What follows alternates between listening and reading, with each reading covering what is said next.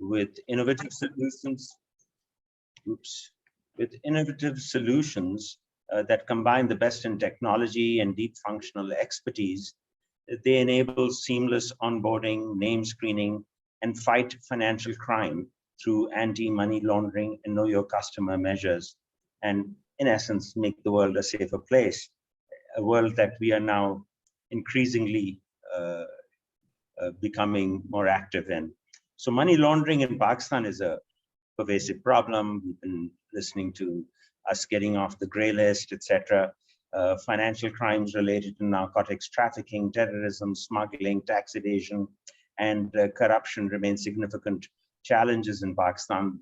The proceeds of narcotics trafficking and funding for terrorist activities are often laundered by means of alternative remittance systems. So financial crime risk management is the practice of proactively looking for financial crime, including investigating and analyzing suspicious activity, rooting out vulnerabilities, and taking steps to lower an organization's risk of becoming a victim. So while financial crime has existed since people first exchanged currency for goods and services, or perhaps even before, technology has changed the opportunities for criminals. Almost all organizations are doing business online and connected financially, making any business targets for financial crime. So FCRM solutions are necessary to help combat financial crime in two important ways. One, it clears away much of the noise, so analysts can focus on financial crime prevention strategy and compliance. And two, it offers better visibility and insight while alerting analysts when suspicious behaviors occur. In 2012, the State Bank of Pakistan issued detailed AML and CFT regulations, as well as guidelines on a risk-based approach. Apart from State Bank, other regulatory authorities in Pakistan, including the SECP, the Securities and Exchange Commission of Pakistan, the National Accountability Bureau, the Anti-Narcotics Force, and so forth, have all come out with different guidelines to ensure that this matter is taken more and more seriously, and the people are guided by their input. I would now like to introduce Anthony Bellinghall, who's the Chief Product Officer and a co-founder of Idenfo.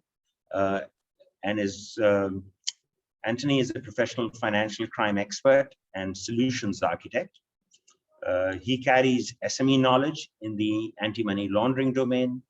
Prior to co-founding Idenfo, Anthony was working for Standard Chartered Bank as a program director, deploying a global CDD solution for the retail bank. He also delivered multiple anti-money laundering solutions to banks and financial institutions across APAC with Actimize. He has very strong domain knowledge across AML, including know your customer, name screening, and transaction monitoring. So with that, I'd like to invite Anthony to give us the benefit of his experience and expertise. Anthony Bellinghall, ladies and gentlemen. Okay, thank you for the introduction, Arsan. Good morning or good afternoon to all of you. So as Arsan said, what we'll talk about today is the financial crime risk framework. And as he mentioned in his introduction, this is a very topical issue at the moment. Crime and financial crime has been with us ever since we invented money.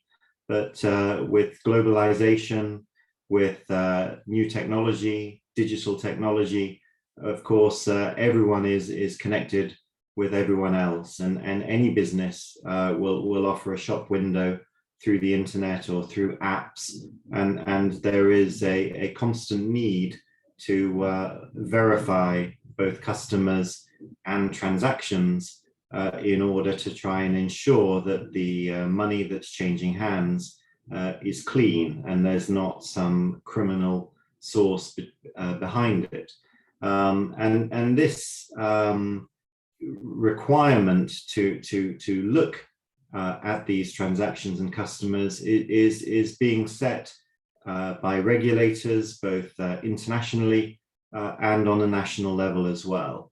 And financial crime hits us all in many different ways. We'll talk a little bit about some specific examples in Pakistan a little bit later on.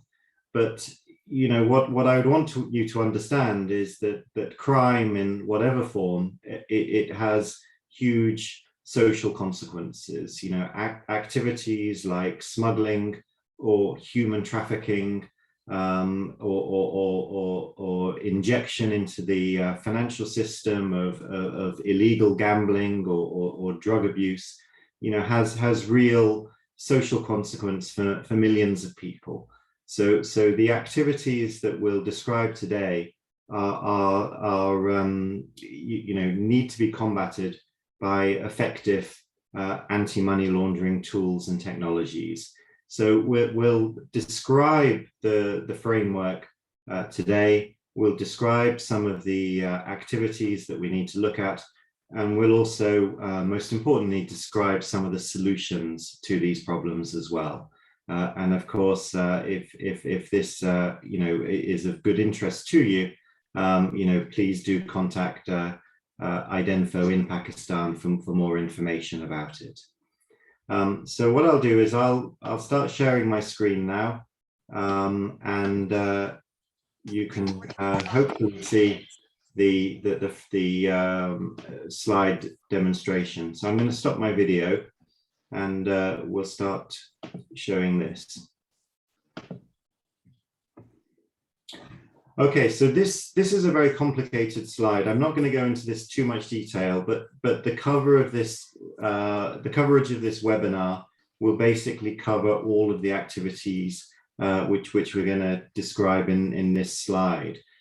This is an overall financial crime risk management framework, and what it's about is how an institution, and that institution could be anything from a very large bank to a small financial company, you know, including an accountancy firm, a legal firm, anybody basically who's involved in the exchange of money. These are some of the activities that you need to consider as part of your financial crime risk management framework. Now, depending upon how complex an organization you are, some of these activities may be relevant, some of them may not be. But the overall framework is appropriate for everybody, because what this is talking about is looking at your customers, defining who they are, and then going through a process, first of all, of identifying who they are, performing regular ongoing checks, monitoring transactions about them. If something unusual or suspicious is found, then investigating it, and then potentially exiting the customer at the end of it. So you can see here going across, we've got the risk assessment that we do at the beginning. We'll talk about what that means in a moment. Then all of the identity verification, client due diligence, and other aspects that need to be done both on an initial onboarding and on an ongoing basis. And there may be certain things that you've heard about, you know, which have been sort of hot topics with FATF and Pakistan being on the grey list, things like name screening, things like customer risk rating, which we'll talk about as well. And we'll then move on to how we monitor people day by day. You know, this can include transaction monitoring. You know, for a large organization like a bank, of course, there's potentially millions and millions of transactions to monitor. If you're a much smaller organization, then those transactions will be a lot more simple to monitor. But this could then lead to a creation of what's called a suspicious transaction report if we find some anomaly or evidence of suspicious behavior, and that could ultimately lead to us looking to exit the client to reduce the overall money laundering risk. And again, depending upon the complexity of the organization, there may need to be a whole set of policies and processes and controls which underpin all of these activities which we're going to talk about. And this is something that Idenfo is very much involved in with a number of financial institutions, both in Pakistan and around the world. So let's talk a little bit more about the framework. Now, you've probably all heard of FATF. FATF is the Financial Action Task Force. This is an organization, it was set up in the 1990s by the G7, basically to fight against the the prevalence of money laundering. As the world was globalizing in the 1990s, money laundering was increasingly seen as a major problem. And so the world created FATF, and with it certain principles which they would look for all of the member countries to ensure that they adhered to. And underpinning all of these principles was something called a risk-based approach. And this is a very, very simple concept, and it applies not just in money laundering, but in many other walks of life. But what it's talking about is where somebody is of higher risk, you would need to look into that person a lot more than somebody who is lower risk. So, for example, if I wanted to open a bank account in Pakistan, I would be considered higher risk because I live in the United Kingdom. I'm not resident in Pakistan. And because I'm not resident, I'm not subject to, the taxes and other aspects of Pakistani society than somebody who lives in Pakistan would be. So this is an easy way to think of somebody being high risk versus somebody being low risk. And we have other factors which are also being considered. And this is covered in the sort of table in the middle here. So if, for example, you are what's called a PEP, which is a politically exposed person, you would also be considered high risk. Now, this isn't because we think all politicians are inherently corrupt or they're going to do money laundering, but the fact is that a politician has access to the public money supply, they have access to taxes, they have the ability to read taxpayer records and other sensitive information, and therefore their opportunity to money launder is much higher than what it would be for a private individual. So a PEP would be considered high risk for that reason. Now, as well as individual factors, we also look at other things like the type of products that a customer might want or where that customer comes from. I've already given the example where I'm not resident in Pakistan, but also if there are foreign nationals living in Pakistan, we may treat some of them differently. It's a fact that Iran and North Korea are sanctioned countries by the United Nations. They are subject to certain restrictions, and therefore nationals of those countries, if they happen to be living in Pakistan, would be subject to a higher level of risk control than nationals of other countries. For products as well, there are certain types of products which we might associate more with your ability to do money laundering. So certain private banking where you can do anonymous transactions, getting cryptocurrency accounts, for example, these would be considered high risk. And in comparison to that, much simpler products, like, for example, the Sahulat Samakari accounts, these ones would be considered much lower risk. So the type of products that a customer has would also help determine whether we would consider them high risk or low risk. Now, all of these things, an organization would consider this from the point of view of, is our customer high risk or low risk? And software exists, technology exists to enable you to help classify this. Idenfo itself has a product which allows you to do this, where we can consider various different risk factors. We can consider different elements about the person, the product they buy, where they're from, and so on, and then give a very accurate risk rating, which can be tuned and configured to be appropriate to your organization. But this is a relatively well-established principle now where we want to do it, and increasingly it's not just the banks and other large financial institutions that have to do it, but the regulators now, SECP and the State Bank, are now increasingly pushing for smaller organizations to also consider these risk factors.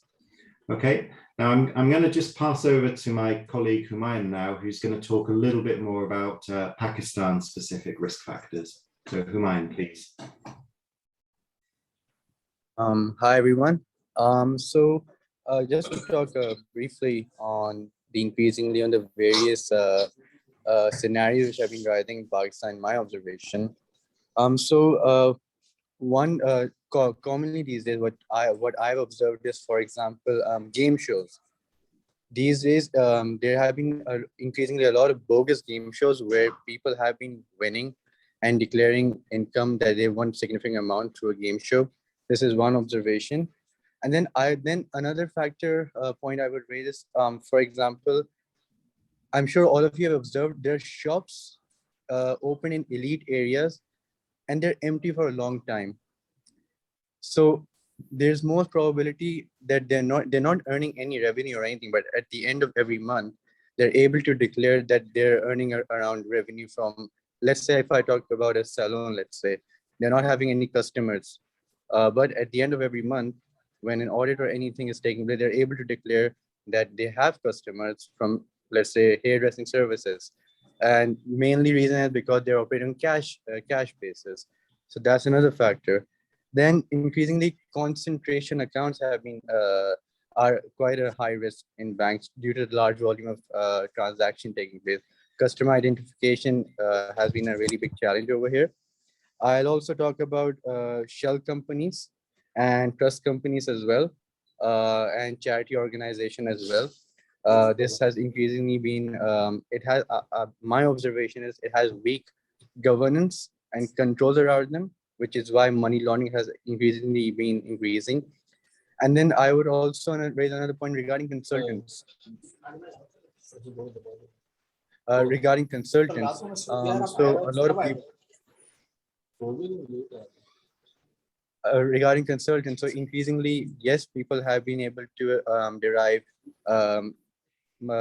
finance through illegal means, but they need advice on how to actually do their placement and layering. So increasingly, consultants have been involved in providing some services as well. And then, of course, cybercrime has been increasing due to crypto, Bitcoin. This has been a major challenge in order to tackle and counter money laundering. And of course, on general basis, narcotic trafficking and smuggling has been an issue in Pakistan.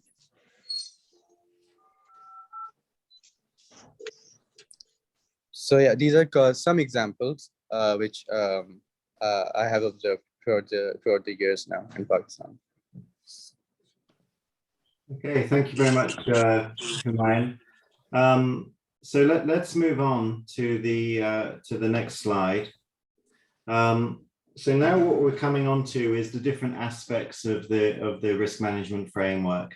So the first one is that when a customer comes into your organization, what do you need to do?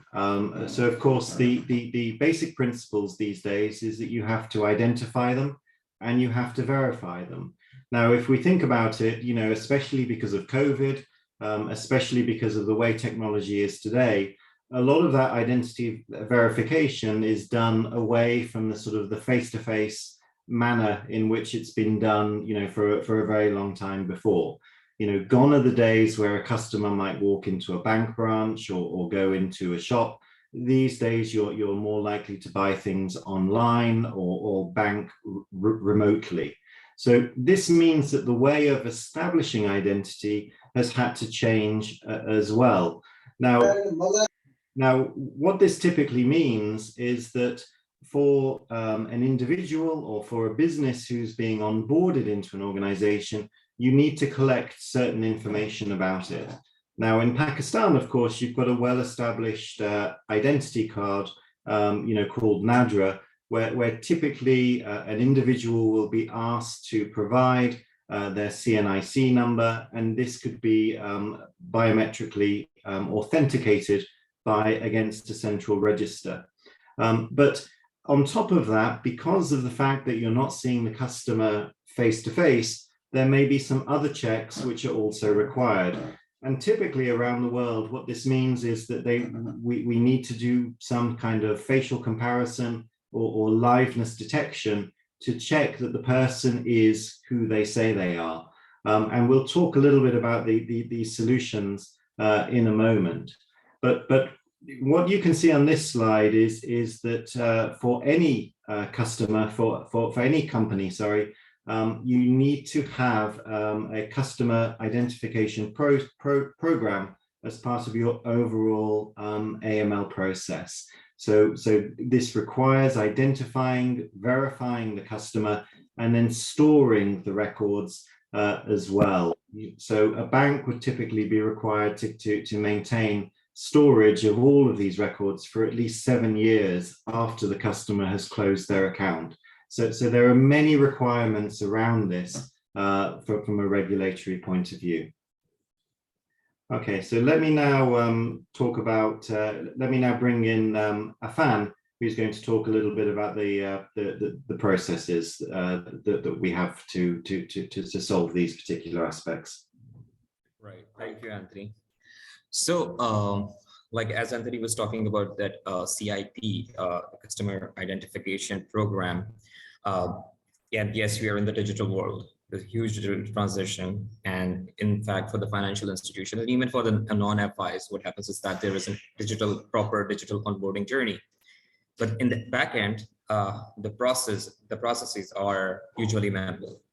Like, so for example, in the case of CNIC verification, so to check whether that CNIC is authentic or not, people actually look at that and the backend officers and try to verify them. And some institution might conduct veriassistive. But the idea is that these things are, when we tried talking to our clients, and we started doing the discovery phase journey with them to understand what the problems are, we particularly found like the 4 issues. And we basically in our identifier system, we tried addressing those issues. So the first issue was human error. It's very much possible. Like when you are manually verifying things, you sometimes miss certain items. So for example, if I give you a CNIC, it would be very difficult for you to identify whether,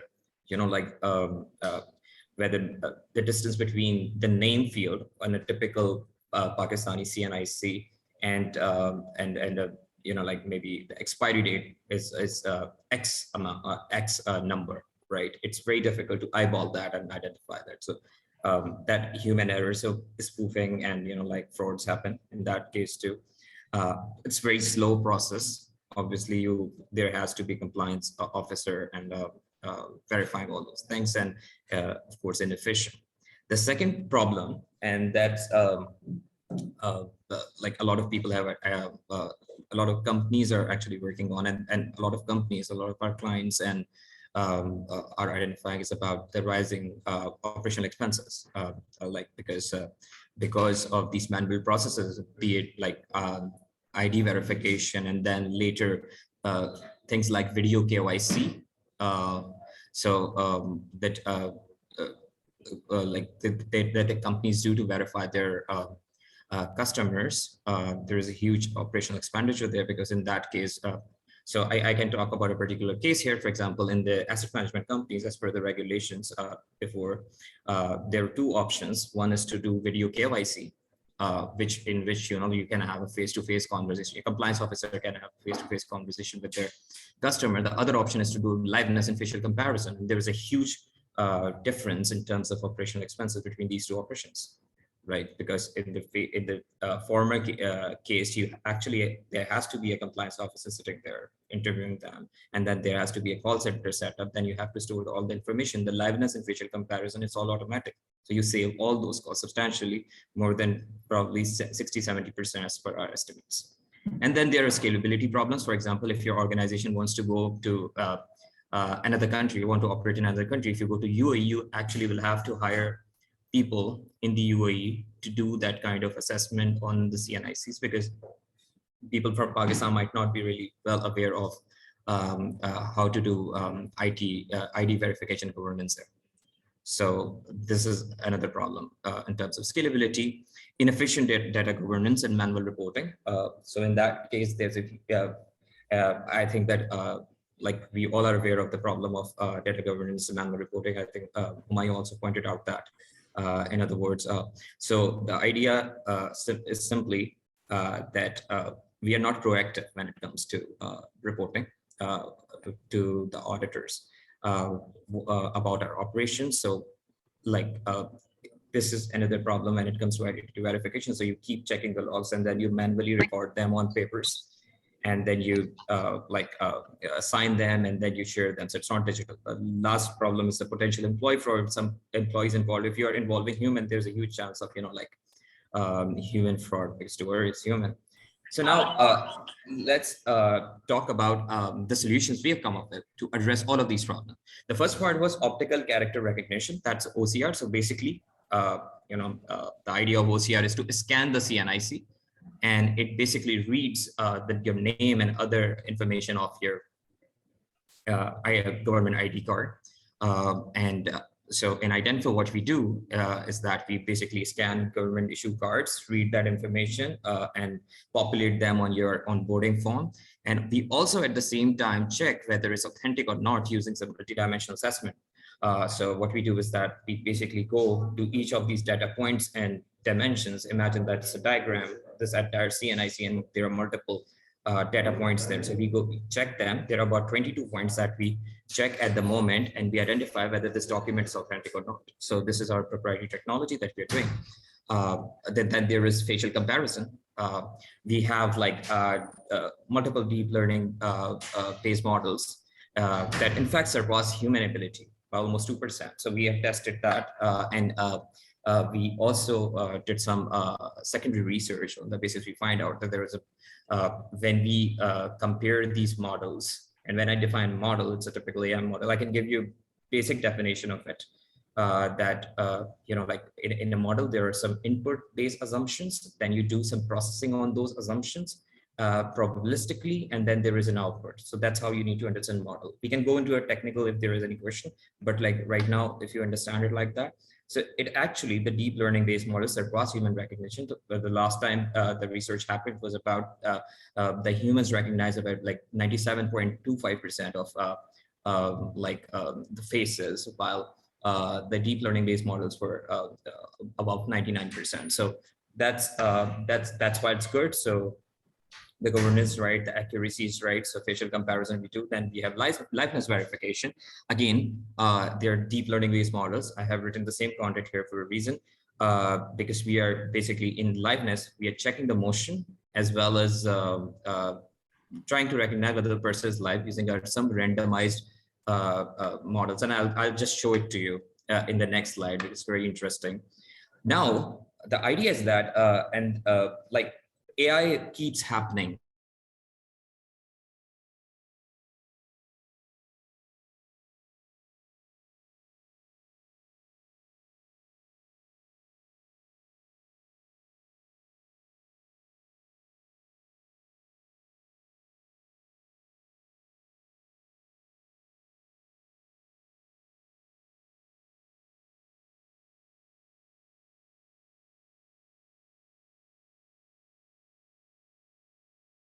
If tomorrow tomorrow the auditor comes in, you have something to present to them. So and it keeps happening real time, and this is how you can manage the risk of models as well as your transparency. So Anthony, next slide. So I just want to show them the glimpse of the Identify IV. All right. So this is basically the idea of doing a liveness check. I think you have seen it on some platforms already. The difference between them and Identifo is that we are running our own proprietary randomized algorithm. You can see that the algorithm asks for certain gestures. So it's asking the person to turn face right and left. So we randomly generate them to avoid any sort of fraud. So for example, if you can pre-estimate or pre-assess that what that algorithm is going to ask for, you can actually make a 3D face or maybe a picture and show it to the algorithm. But it doesn't happen here because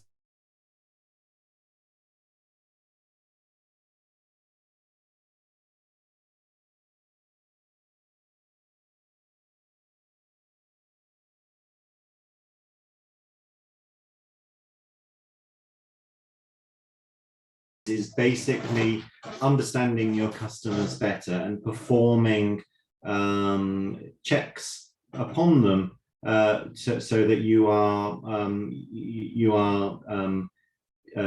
able to convince yourself and convince the regulators that the person is not involved in money laundering or other financial crime activity.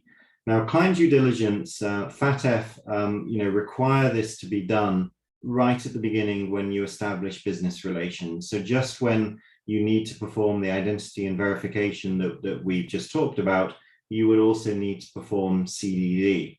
And there are specific rules around this. If an individual is involved in a transaction which is above $15,000 or 15,000 euros, then CDD would immediately be required to be performed.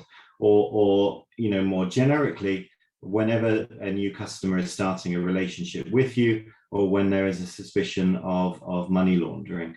So the CDD measures that need to take place not just include the ID and V check, but also understanding information about them, about why the customer is started the relationship with you. So you've probably seen now, if you open a new bank account or try to start a new service with an organization, people want to know, what's the purpose of your relationship? What's the intended nature of your relationship? And these questions are being asked as part of that client due diligence procedure, which is now being required.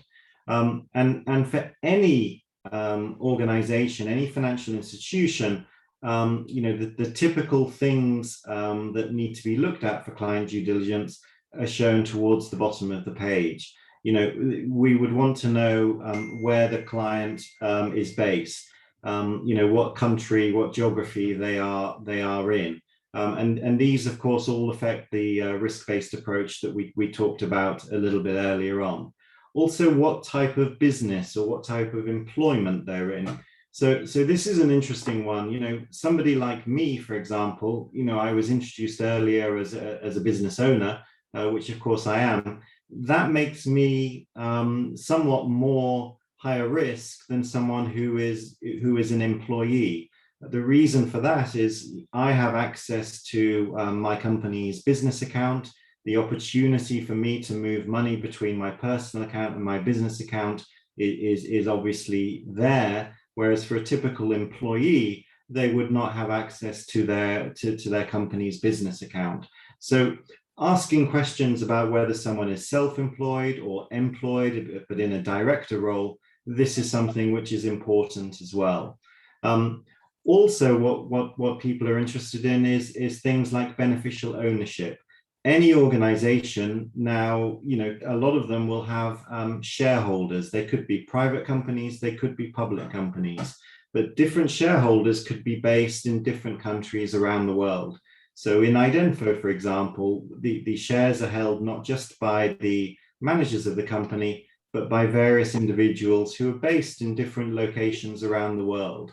And due diligence needs to be performed on them to check that their money, when they pass money into a company like Identifo, is coming from clean sources. Political status we've already talked about. And then one that's growing increasingly important at the moment is reputation, particularly countries, in certain countries, looking at an individual or an institution from a social or an environmental or an ethical point of view is considered very important. So as part of client due diligence, one of the principal checks that's done is what's called adverse media. You're looking to see whether that individual has got any association with financial crime, or perhaps any other crime, because you don't want to have such customers, involved as a customer of your organization. So these are all aspects of client due diligence which need to be considered these days. Okay, we now come on to name screening. So name screening is a part of client due diligence. And within name screening, we've got, but basically what name screening is, it's about checking the customers, the individuals, against certain lists. Now, there are many lists in the world, and some of those which you may be familiar with in Pakistan are obviously the NACTA list, which is the main government or state bank list of people who are considered sanctioned individuals, which may mean that they have terrorist links or other financial crime links.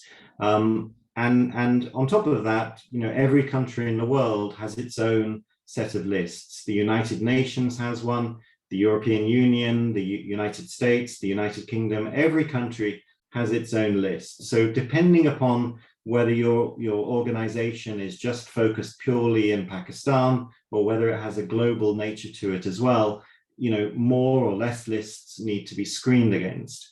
Now, on top of that name screening, on top of that sanction name screening, we also need to look for other types of individuals, which I mentioned before, like the politicians. So this requires what's called a PEP list to be screened against. We need to be checking whether people are politicians. They could be members of parliament, senators, high court judges, senior generals in the army, senior civil servants, and so on. These sort of people would be checked against as well. And you also get what's called enforcement lists. An enforcement list in Pakistan, examples include the red book or the black book, or there's various most wanted lists or police lists, which are set at both a national and a regional provincial level. And these would be scanned against as well.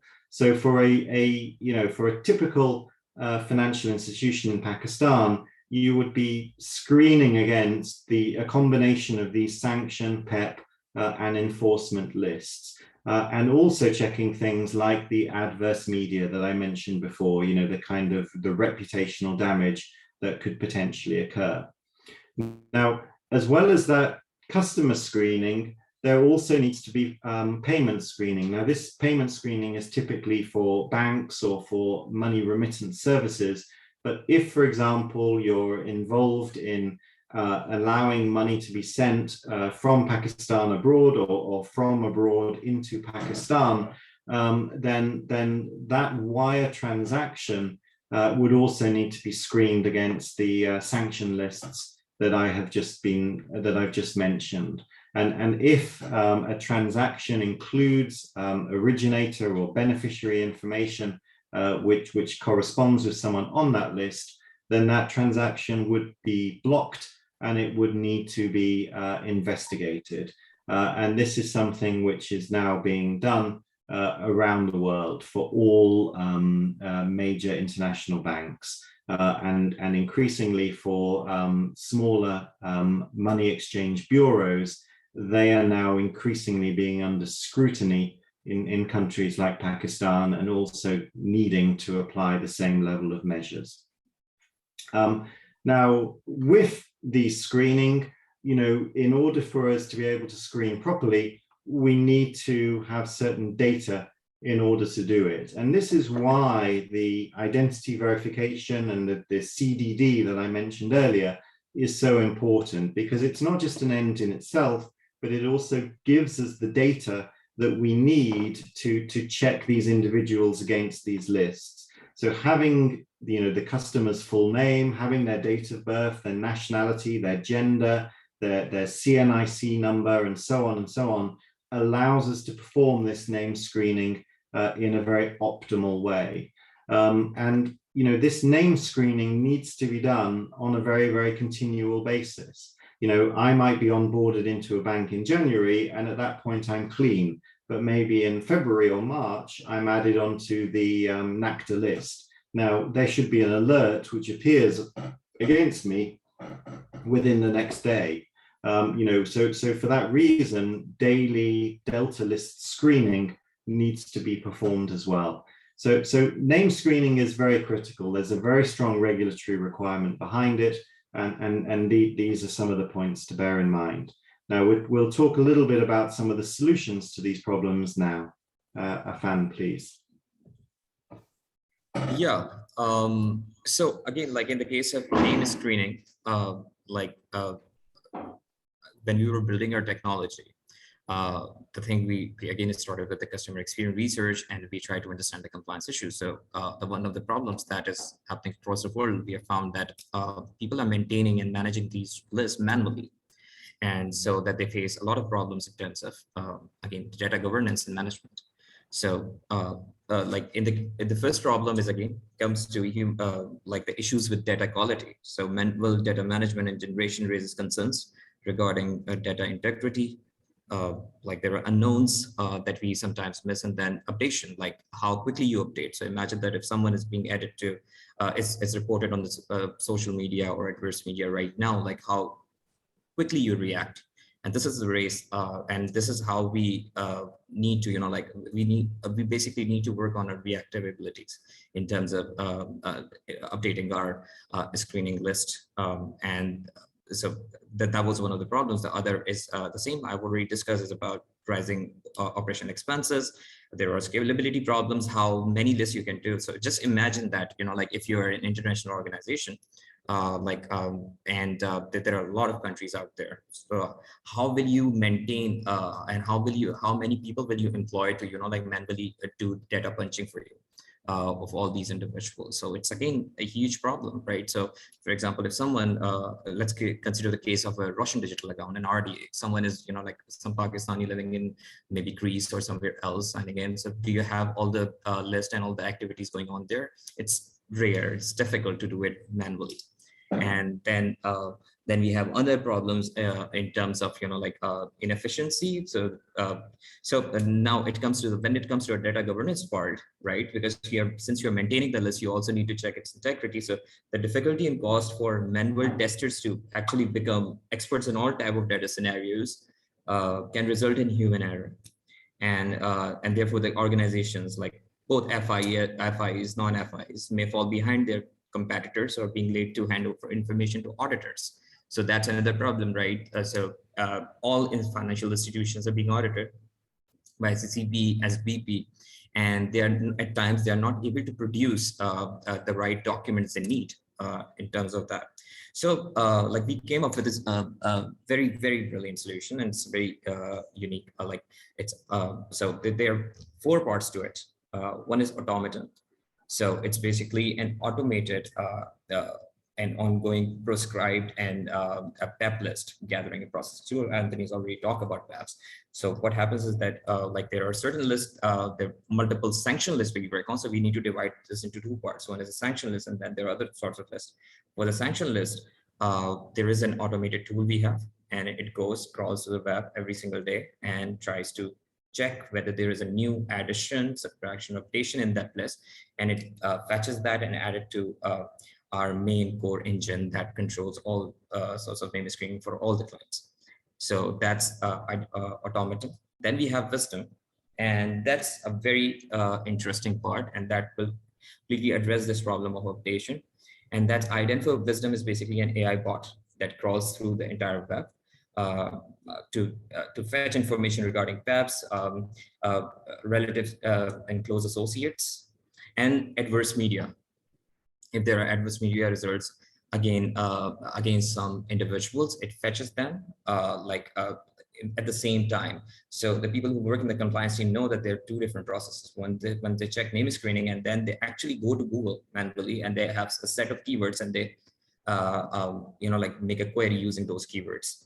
It's a manual process. It takes a lot of time for them to and in certain countries, in fact in Pakistan, there are certain regulatory requirements as to how many how many pages they have to go, how many results they have to fetch, and they actually read through all of those articles to make sense of whether this article is an adverse hit against that individual or not. What we are doing, we have like a transparent AI-based algorithm based on a certain confidence level, assess the integrity of like all those data points, by which I mean that it actually can read that article through certain natural language processing, and it can, based on certain confidence level, can tell you whether this article is a negative or not. For example, if there is an article that says Afan is against corruption with a typical adverse media in a typical adverse media case where there are certain keywords, it will give you a hit, and it's going to be false positive. But we are actually going to read that against proposition. Now we have Identifo Delta. It's an ongoing scanning tool that can scan customers and can if there is a hit, it actually generates a hit there. So it's an ongoing watch list scanning process that we periodically do. Again, all of these services are very much connected to Identifo Proactive. As I told you before, it's a 360-degree reporting tool. It's also an explanation tool for AI and data governance. So whatever AI technologies we be using, they can be very well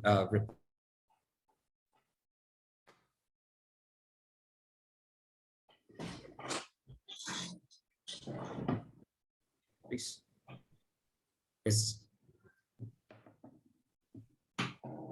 Okay. Next slide, please. Sure. Yeah. So it's just wanted to show like how things are displayed on the screen. You can just like switch to the next slide now, since I just want to give some examples. Yeah. So this is how we show the hits. This is random hit coming from like a SVP circular. It's ingested in the system. It's a regulators list, and this is one example of how we are maintaining some internal list, some SB regulatory risk too. And Anthony, if you can go to the second one, this is coming from our auto crawler, and you can see that it's a hit against this Ukrainian individual, Yaroslavl, and there's a title there, and this is basically our AI bot that's doing that search, and it also has taken out the description, it has rephrased the description for better understanding, and then it's also added a small biography and reference, and all of this is just data is stored within the system. So even if tomorrow someone try to using some SEO tools just try to remove that information, it won't go from it. So this is it. Anthony, over to you, please. Thank you. Okay, so we've talked about identity verification, CDD, and name screening. What we're now going to talk about a little bit is what's called enhanced due diligence. Now, enhanced due diligence is for those customers who are considered high risk. So I've talked a little bit about what high risk means before. This could be the PEPs that we talked about, those politically exposed people who are non-resident. There are other factors as well which may make someone high risk. For example, if they are a self-employed business owner, I gave that example, but also if they're involved in certain industries which are considered high risk, such as, for example, dealing in precious metals and precious stones, or involved in the mining industry, for example. And these sort of customers are required to go through what's called enhanced due diligence when a financial institution is onboarding them. And what this means is that additional questions would need to be asked. Now, you may have brushed up against this when opening a bank account already, but what it means is that for certain more complex products that or higher risk products that you would like to open, these institutions need to perform these enhanced due diligence checks. It's for this reason that the Sahulat Samakari account, for example, which is a very simple, very low value account in Pakistan, that's very simple to open and doesn't require many questions, whereas more complex and sophisticated financial products require a lot more questions to be answered. Now, there are many different types of customer. Of course, most of us are customers of financial institutions in an individual capacity, but of course you get businesses who open bank accounts as well, or even financial institutions who open relationships with other financial institutions. And for all of them, there are specific enhanced due diligence processes that need to be gone through. Now, if we focus primarily on the individuals, this is shown on the table in the left-hand side. Typically what is required is what's called the source of wealth or the source of funds. So if you are high risk, you would be required to give a little bit more information about where your money has come from. So, for example, I might be required to disclose whether my money is coming from an inheritance, from a lottery win, whether it's from my salary, whether it's from a business that I've sold, or something like that. So these are important aspects when it comes to where the source of wealth. And to corroborate that, I may need to provide various I may need to provide certain information about where that money has come from, certain statements to back that up.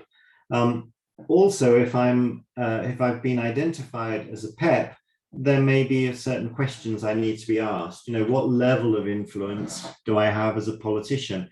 Is it because I have influence, or is it because one of my relatives have influence? We don't just tend to look at politicians, but we look at their relatives as well, because the relative, the sons, daughters, brothers, sisters, mothers, fathers of politically exposed people could have just the same sort of opportunity to perform money laundering as the politician themselves. So questionnaires that financial institutions have to create would be delving into that level of information. Now, similarly for entities, for financial institutions, even for government clients, there are commensurate additional information that needs to be asked as well. For an entity, typically this would be coming into looking at where the money is coming from. I've talked already about beneficial owners, the shareholders, the directors, all of the key people who are involved in the running of the company. So we wouldn't just be looking at the company itself, but we would be looking at where the money is coming from those shareholders.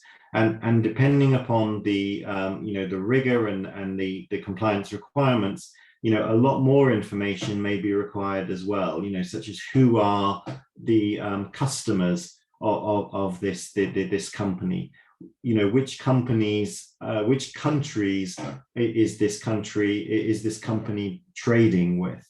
When Idenfo first started, for example, in the United Kingdom, our first clients were in Egypt and Greece. So that meant that all of our transactions were coming from abroad.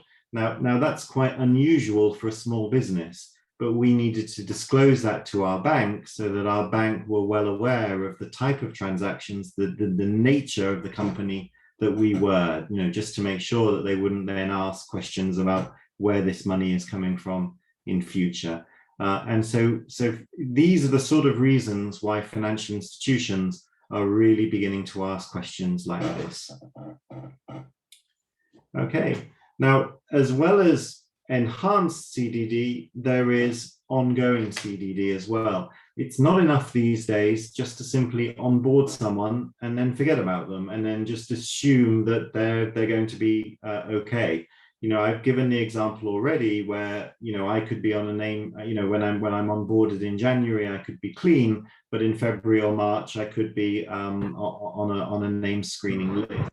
So for these reasons, we need to keep our customer data fresh. And this is something that all banks, all financial institutions, not just in Pakistan, but around the world, really struggle with. Because, you know, what may have been the requirement 20 years ago is certainly not the requirement now. You know, 20 years ago in Britain, you could open a bank account just by giving them a copy of your gas bill. You know, this would be enough. These days, a lot more information has to be provided. So for banks who have customers who have been with them for a long period of time, there is a need to refresh and update the information that they have on their customer. So these kind of this kind of KYC remediation, this activity that needs to take place, this is done via what's called a periodic review, or in some cases there could be specific remediation activity which is taking place. When you have a periodic review, you would do this on a risk-based approach basis. The high-risk customers, you know, those PEPs, those non-residents that I keep talking about, they would need to be looked at typically on an annual basis. The lower risk customers, you might need to do only 3 or every 5 years. But this is a very important requirement, and you know, we've been involved with a lot of organizations around the world who've perhaps fallen behind on that remediation and need some support in bringing themselves back up to where they should be. So ongoing CDD, you know, this is important to remember as part of the as part of your risk framework. As I say, it's not just about onboarding customers, but it's about monitoring them for regular periods as well. And this leads me on to transaction activity monitoring. Now, this, you know, is a sort of a topic in itself. So I'm only going to be able to give a very high level overview here. But transaction activity monitoring, this is you know, this is the way that we're really checking to see whether an institution has got money laundering or dirty money coming into it.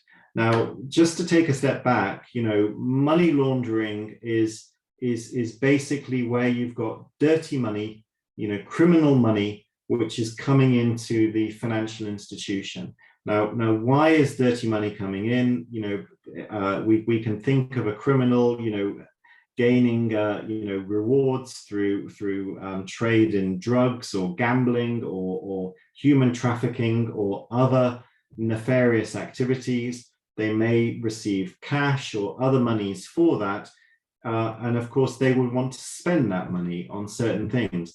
Now, in order to spend it, they've got to take that dirty money and put it into the financial institutions in order that ultimately when it comes out of a bank account at the other end, it looks clean and they can spend it as you or I would spend our normal paychecks. So you know, this is why, and this is how dirty money comes into the financial system. Now, we need therefore to have certain monitoring tools in place in order to try and prevent and stop this happening. Now, how do we do that? What we do is we apply, you know, sophisticated software which monitors transactions occurring within banks and other financial institutions to look for unusual behavior. So what does unusual behavior mean? So, for example, you know, if you're a small company, you know, you might have a regular revenue coming through, you know, of a certain few thousand rupees on a daily basis. If that number suddenly jumped up, you know, to 4 or 5 times what the value was in the previous month, that could be suspicious. That could be because you've won another order. It could be explained by you know, some kind of legitimate business reason. Or it could be a red flag warning sign that perhaps something unusual, something suspicious is going on. You know, we were working with a client in the United Kingdom not so long ago, and that client was basically a money transfer service. They were operating as part of the Visa network. And one of the things, they had a customer who for the first 2 years of its existence posted absolutely no transactions whatsoever. And then in the third year, in one particular month, they suddenly posted £2 million worth of transactions. So they went from nothing directly to £2 million. Now, that would raise a red flag. Something unusual is going on there, and that needs to be investigated in more detail. And there are lots of scenarios which are, which need to be catered for a bank or for another large financial institution. We need to look for the unusual value and volume, which I've just talked about. We would also want to compare a customer against their historic behavior. So this is the example I'm given, where somebody may do nothing for 2 years and then suddenly do a lot of transactions in a short period of time. We'd also want to compare someone against their peers as well. Most people who, let's say, transactional behavior might be quite similar. They receive a spike of money coming in once a month when they receive their salary, and then gradually their bank balance will go down throughout the month as they pay out their utility bills, their rental or their mortgage, and obviously the day-to-day food shopping and everything else for the living. And then the money goes back up again. People would fall into that sort of pattern. If you get some people who are falling into a very different pattern, perhaps something unusual is going on there. And also, of course, if a customer is engaged in behavior where they're sending money to particular countries, on a regular basis, again, that could be suspicious as well. Now, you can get many more exotic and interesting scenarios. I was in Greece recently. In Greece, gambling casinos are legal, but it's well known that casinos can be used as a front for money laundering. So one particular bank that we were working with, they would particularly monitor cash transactions which were occurring from ATMs which were in very close proximity to casinos. So this was a very bespoke scenario for them, but you could imagine that there may be similar scenarios in Pakistan. There may be things that need to be monitored in the Kashmir region of the country, for example, much more closely than they might need to elsewhere in Pakistan. So overall, what I'm saying is that for financial institutions, everybody needs to understand what the money laundering scenario is within their own particular area. Humayun earlier on talked about specific examples, specific types of money laundering in Pakistan. Things like that need to be borne in mind, because when we're doing transaction monitoring properly, you have to have a sort of a proper risk-based approach. What's the risk I face as an institution? At the moment, I'm working with a bank in Qatar, and Qatar, they are, they're going through a FATF check at the moment. And of course, the Qatari government are very, very keen to pass this check because of, the eyes of the world are going to be on them in a few months' time with the World Cup coming up. So they're putting a lot of pressure on their banks to ensure that they've got proper money laundering controls. Now, in Qatar, there's very specific areas of money laundering occurring which have been identified, such as smuggling, such as relationships with Iran, which is a very close country. There's a lot of Iranians who live and work in Qatar. And also there's a lot of high value cash transactions taking place. So the financial institutions there are needing to put monitoring scenarios in place which cover these types of scenarios. And so within a financial institution, there needs to be, there needs to be a compliance department established which will look at the type of customers you've got, the type of transactions they're involved with, and then come up with the scenarios which will reasonably monitor any potential suspicious activity which could occur. And particular attention needs to be performed on cash transactions. Governments and regulators hate cash transactions because it's often untraceable, it's anonymous. They would much prefer transactions where you've got a defined beneficiary and a defined originator. So for that reason, regulators are coming down very hard on cash transactions. This is why you see limits on ATMs, on how much you can withdraw, how much you can deposit into a bank, and so on and so forth. So this is what transaction monitoring is. So we'll talk a little bit about some of the solutions for this now. So Afan, please. Yeah, Anthony, so you need to change the slide. Okay, there is a lag on my side, sorry. All right, so Anthony has talked about the transaction activity monitoring. We know that's very important component of overall financial crime risk management. But let's talk about its operations and how is it happening currently, right? And the question that when we were doing the research we raised was that, is this rule-based dam viable? And to what extent is it viable? Of course, right, we need rules, we need predetermined rules.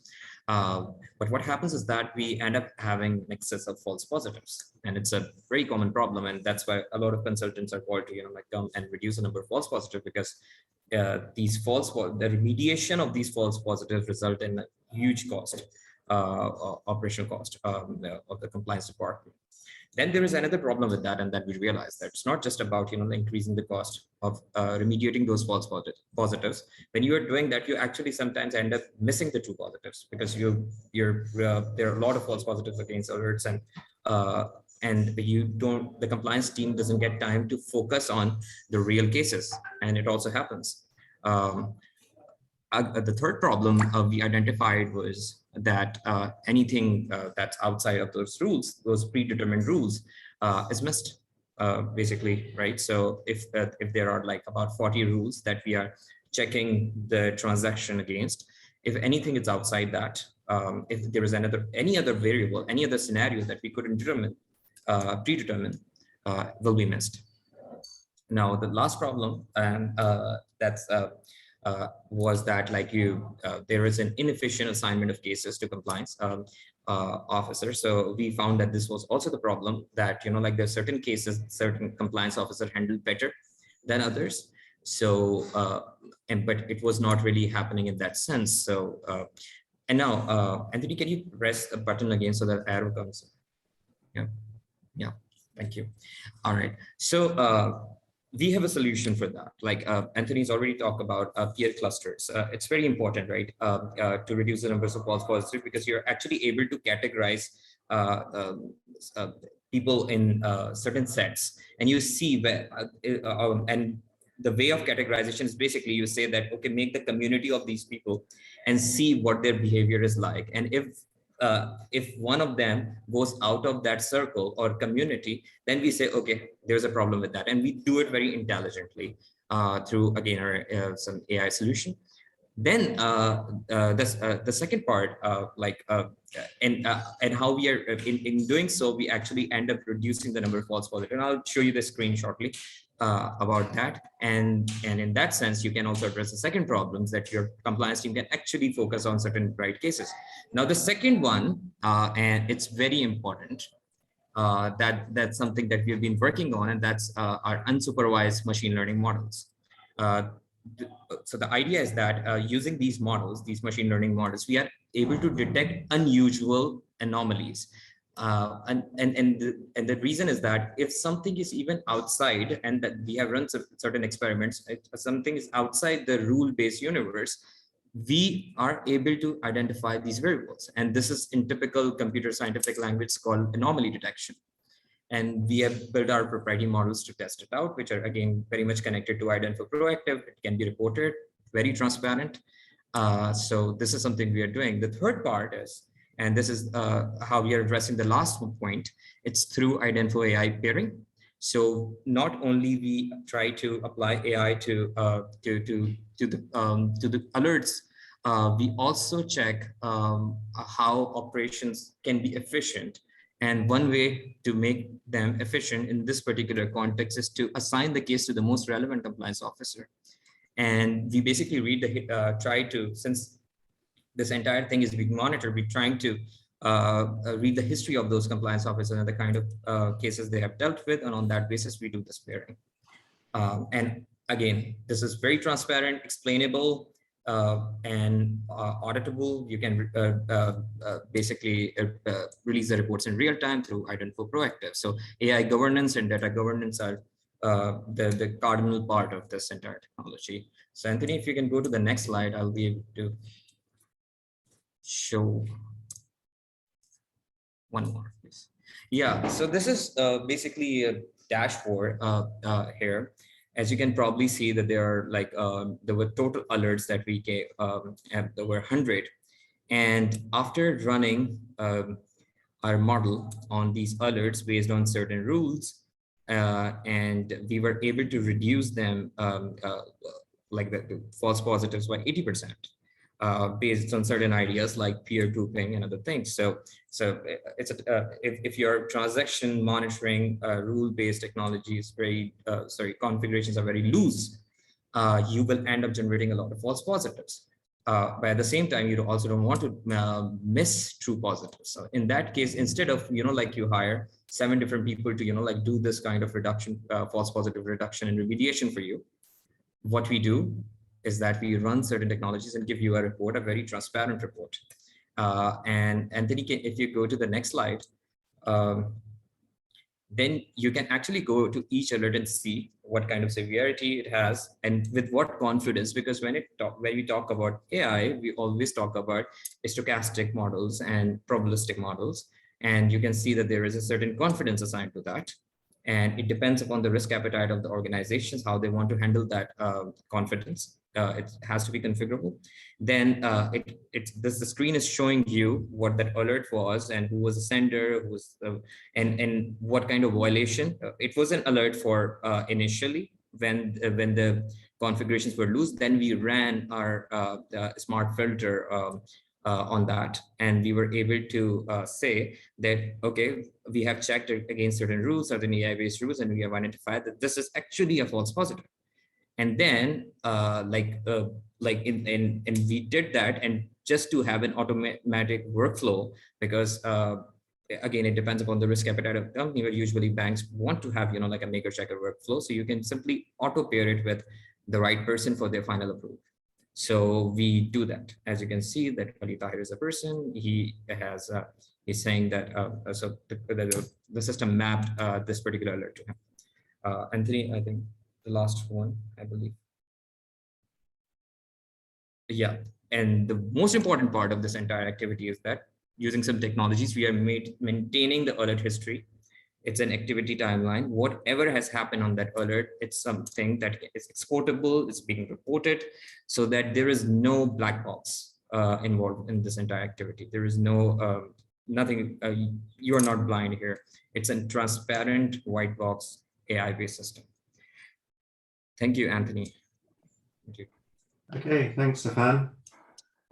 Okay, so on the back end of transaction monitoring, obviously, if something suspicious is found, then what needs to happen? What needs to be done? So in this situation, all countries around the world, including Pakistan, there is a defined process for investigating and reporting that suspicious activity. Now, FATF tells us that a financial institution, if they suspect that funds are the proceeds of criminal activity, then it has to be reported. So this investigation and reporting has to take place. Now, first of all, an investigation needs to occur to determine whether suspicious activity is occurring. So this, the tools that we've talked about, the monitoring scenarios, the artificial intelligence, the machine learning, that can help us understand if the systemically we feel that unusual activity is taking place. but at the final level, a human investigator would need to go through all of this and verify and check whether they genuinely believe that something suspicious is taking place. And you know, this would require looking into the data, looking into the nature of the transactions that have taken place. It could require talking to the local bank branch, the relationship manager of the customer. It may also require some conversation with the customer themselves, but of course this has to be done extremely carefully and sensitively, because you don't want to tip off the customer that you may be investigating them.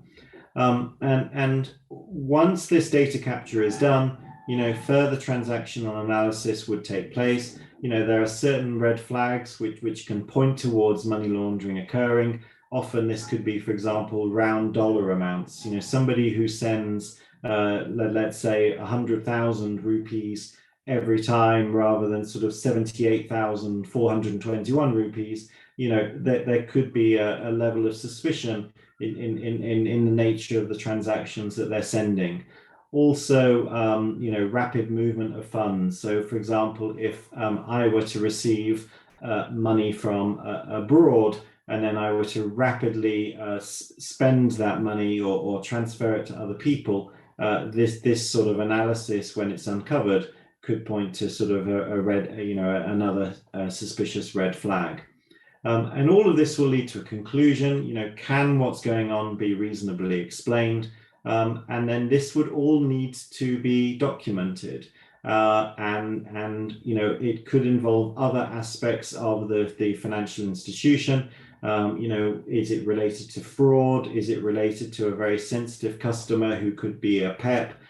You know, what else is going on? So you know, the compliance department within a financial institution, that they almost act in isolation, where they're gathering this information, and of course these matters can't be discussed with other employees of that organization. Now, once that investigation has taken place, then there could be some reporting. Typically what this means is filing a SAR. You know, in Pakistan this would be done with the State Bank of Pakistan or with SECP.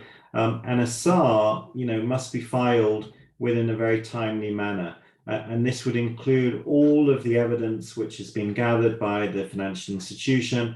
It could include some external sources of information as well, such as adverse media. And then once that is done, you know, that customer who the SAR has been filed against may be subject to various other controls. You know, they may be more tightly monitored. Or the central bank may give directions to the financial institution, you know, maybe you should be offboarding them, or you must offboard them, or there could be some other activities that the central bank would require of them. So all of this, you know, is required. And of course, a good organization would also investigate further, you know, any trends which are occurring in suspicious activity reports. If they're all occurring following transactions occurring with a particular high-risk country, then perhaps that high-risk country needs to be more closely monitored, or perhaps some restrictions or other processes need to be put in place. So you know, an organization's got to look at the underlying trends, the underlying what's going on, so that they can further tune and update their monitoring scenarios in the future. And then this leads finally to, you know, the end of the process, which could be the closure of an account, the offboarding of a customer. If suspicious activity, if suspicious behavior is found, and it's you know, considered to be genuine money laundering activity, then based upon the feedback that's given by the central bank, there could be a need to terminate the client. You know, and this is, you know, this is obviously a very sensitive process. It could be required by law, it may not be required by law, but But when this is being considered, a lot of aspects such as whether other SARs have been filed, what types of unusual activity, what types of adverse news, and so on, all need to be considered as part of whether as part of the determination whether to end that relationship with the client or not. I've mentioned already the law enforcement. In some countries, the regulators prefer that you keep an account open whilst they do a further investigation. In others, they may prefer that you close the account straight away. So there are, there's no clear-cut answer to this. It's often a matter of a case-by-case legal judgment. As a halfway house, sometimes certain restrictions may be placed on the account, freezing orders or blocking orders. What we're seeing at the moment in Europe is obviously, Russians who are connected with the, Putin's regime are facing freeze orders on their accounts in places like the United Kingdom. So they're unable to sell or move assets out of the country unless it's under a very, very controlled process, like, for example, the sale of Chelsea Football Club, you may possibly be aware of.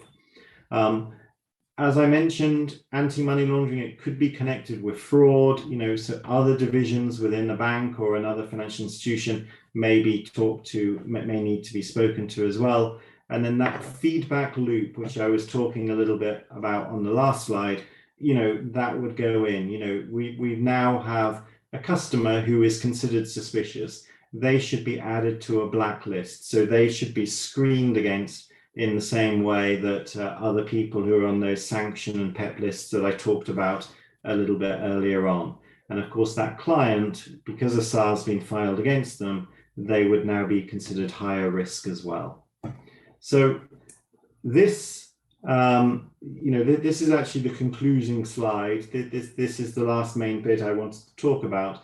But what we've got here is, an end-to-end activity. If I go back to the first slide that we showed, to reiterate, you've got the overall framework. It's talking about assessing the risk, who's high risk, who's low risk. It's talking about the overall onboarding process, the identity and verification, the enhanced CDD, the ongoing CDD, together with specific factors on risk rating and name screening. We're talking about the ongoing monitoring of customers, and then what the response to that should be should suspicious activity be found. And then finally, we're potentially exiting the customer as well. But this is the end-to-end financial crime risk management framework. So I hope very much that was interesting for you all. And I hope that the examples and the additional solutions that Afan provided, give additional color for you. But yes, I'll conclude there. Thank you very much.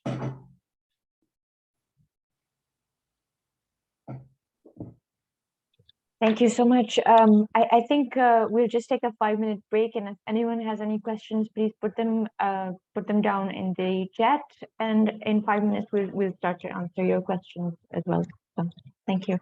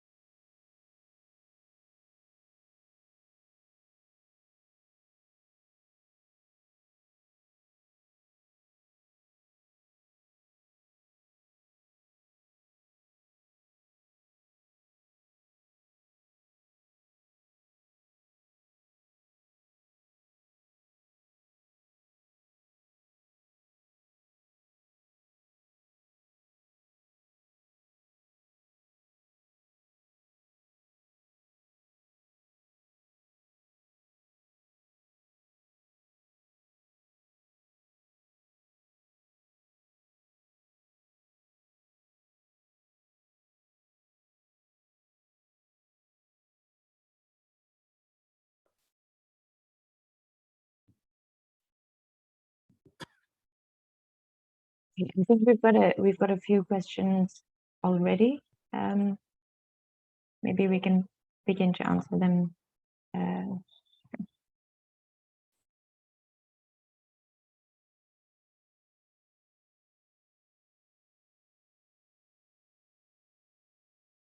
Okay, one question is how often should sanctions be updated?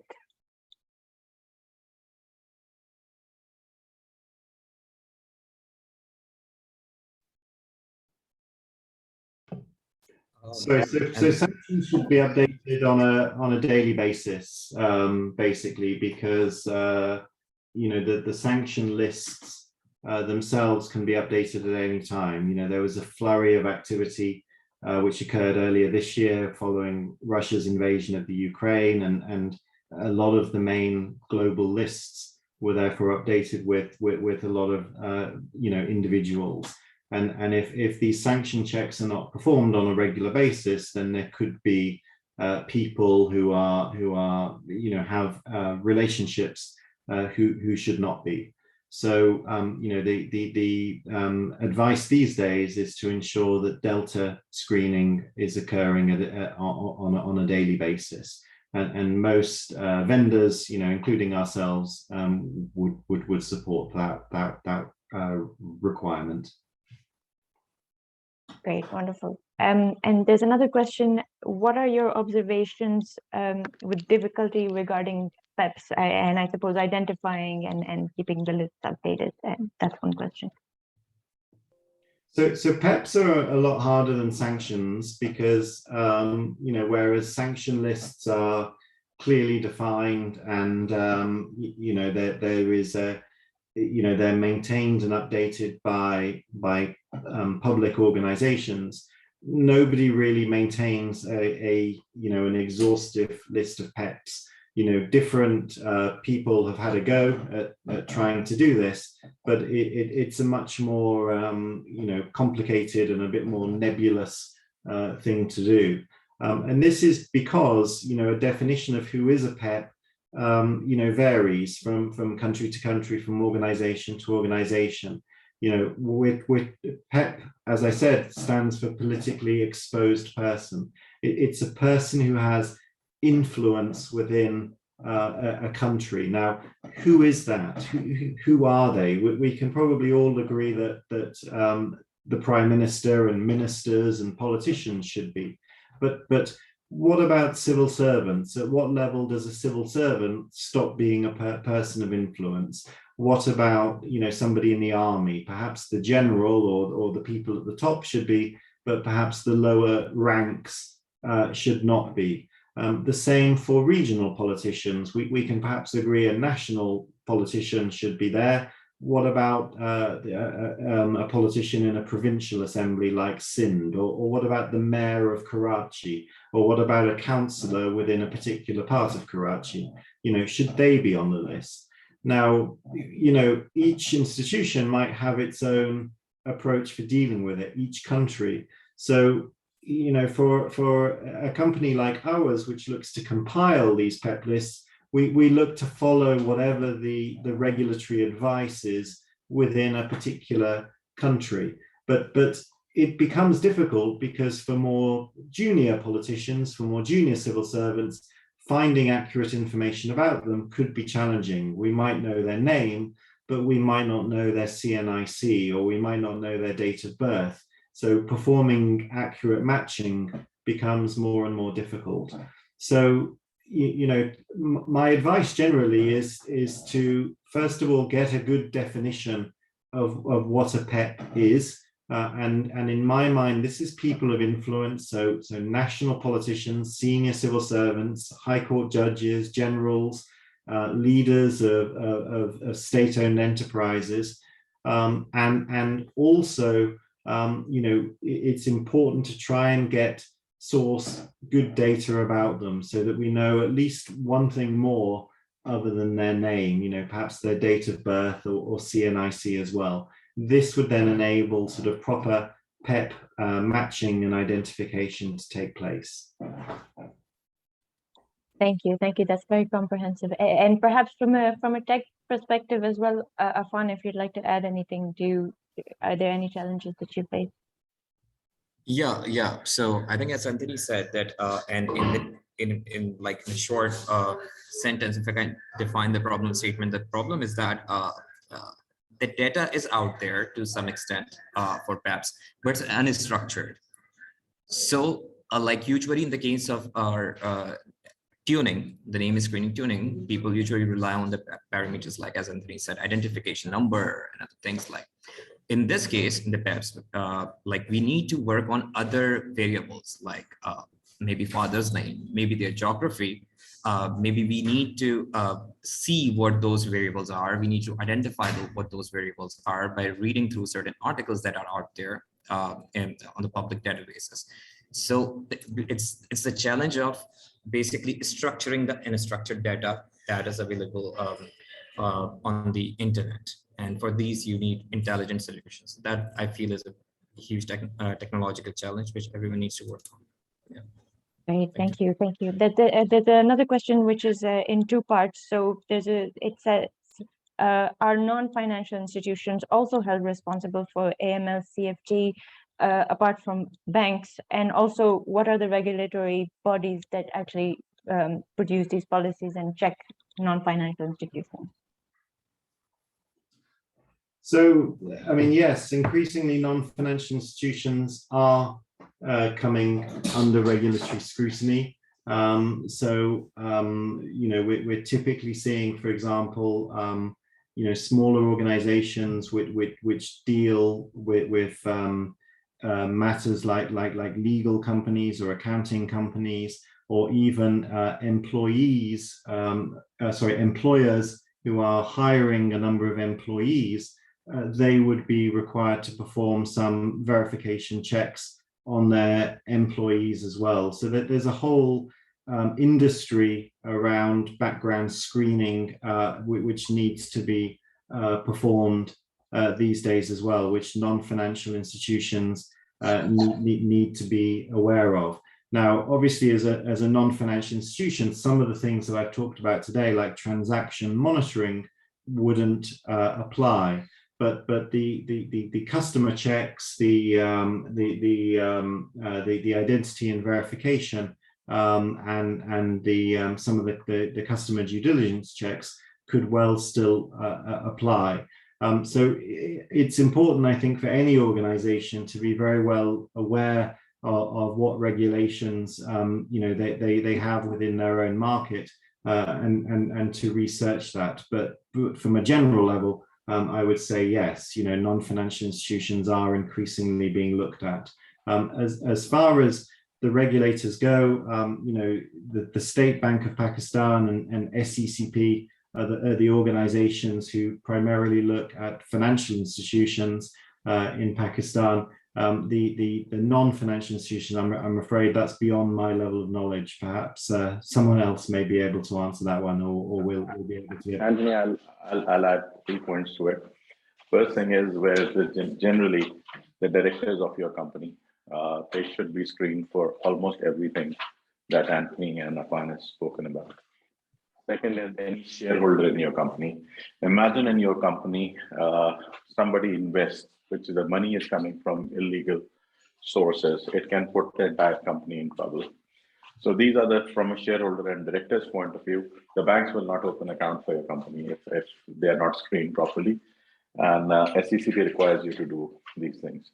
And last but not the least, it is always a good idea to screen your buyers, your sellers, and your employees against some of these things. Not all, but most of these things, because for example, if one of your buyers is sitting in Cuba and you try to sell something to them, you may actually ship the goods, but you will not be able to get the payment because it will be blocked somewhere in there.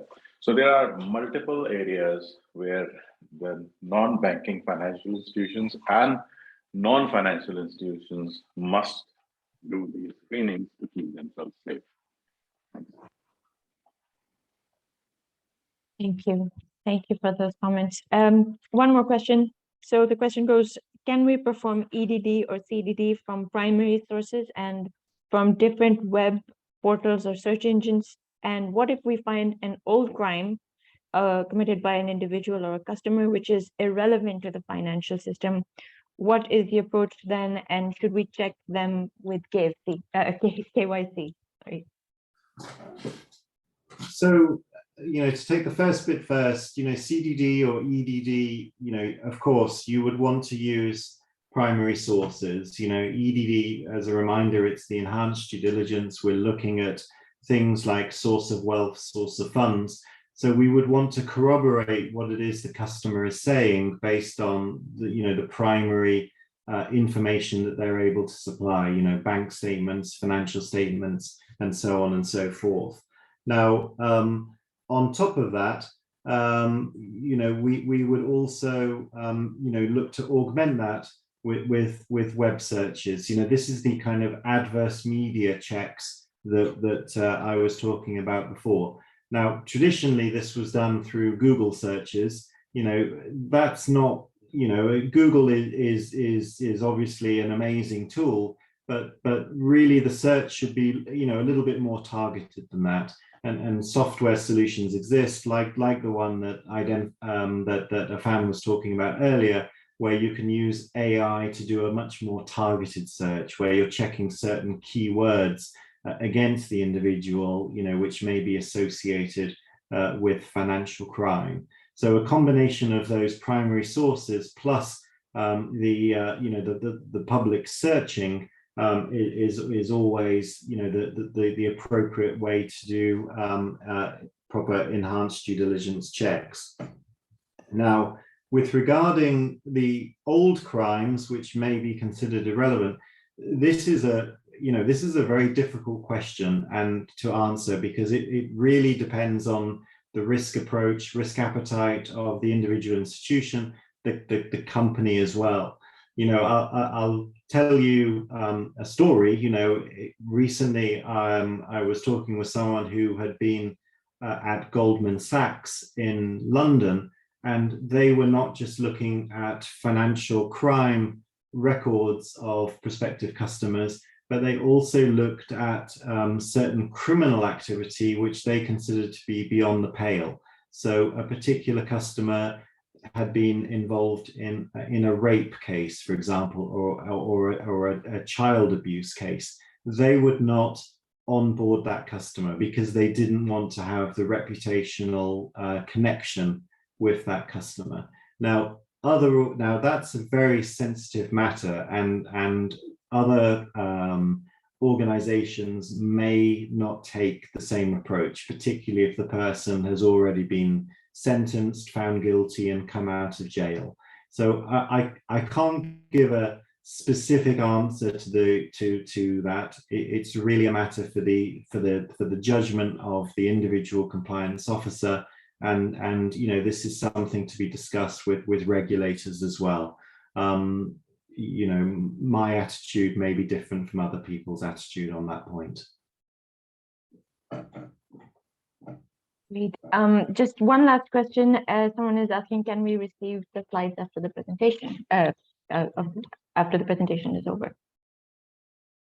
Yeah, we'll look to create a kind of a version which we can release publicly out to people. Thank you. Great, for sure. You can also write to us at our email, which is info@idenfo.com. And yes, we'll also share the presentation, of course. Thank you so much. That I think that was excellent. I'll invite Mr. Hassan Jamil once more for closing remarks, please. Right. So Anthony, thank you so much. And ID Info, thank you so much for providing such an informative session for us. I would think that this subject matter is so important, and to think that capacity to support addressing it is is available, and is something that our members at PICG and our larger community can benefit from, and that's something that will be growing in the coming days. But for today, I think it's been a very informative discussion, and it's sort of summarized the requirements for what financial crime risk management is, and it's talked about it from the perspective of regulatory requirements, but also how emerging technologies are helping improve our approaches to these concerns. The evidence, of course, shows that institutions that have sound internal governance practices manage the financial crisis significantly better than the ones that had such weaknesses in their internal governance frameworks, including internal controls and risk management mechanisms. These are often not sufficiently integrated within institutions or groups, so it is the responsibility of institutions to assess their risk appetite and strategy so that they have holistic views on all risks. So the cognizance and then a plan to deal with it. And obviously looking at what your internal control functions lack as appropriate controls and where there are gaps in expertise. I think this is going to be an important area to focus on.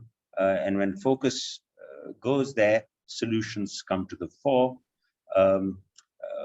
Moreover, governance around anti-money laundering is equally important, as we have accountability ultimately to the customer and the shareholders in the case of financial institutions and non-financial institutions, respectively.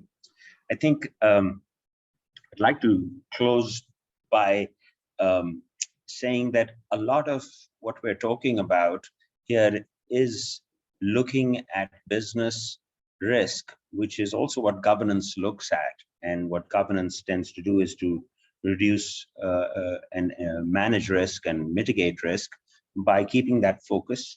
And good governance is all about creating systems. And in a changing world where technology is on the rise, and so much of commerce is happening like that, cybersecurity, crime, etc., as it evolves with improved technologies, we need to be alert and alive to that. And governance at large, and here at PICG, as some of you might know, PICG is spearheading the awareness and adoption of ESG practices of environment, social, and governance. And this is something that really ties up extremely well. With that, I'd like to thank our speakers, Anthony and Afan, and ID Info for collaborating with us to bring this talk to all of you. And I hope you've enjoyed it and your questions have been well answered. I hope that we can get some feedback from yourselves to look at whether PICG can actually start doing some workshops on this, so taking it beyond the webinar framework to actually imparting training for your organizations to build capacity. So I'd love to hear back from all of you that think that's important, and we can certainly take that forward. With that, many thanks for attending, and all the best. Have a good afternoon or the rest of it. Khuda Hafiz. Bye-bye. Thank you. Thank you. Thank you.